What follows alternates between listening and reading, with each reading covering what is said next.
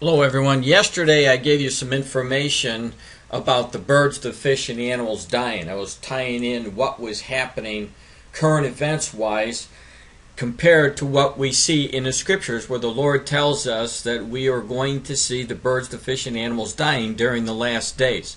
Now I left off, I believe it was yesterday, with the 13th of January.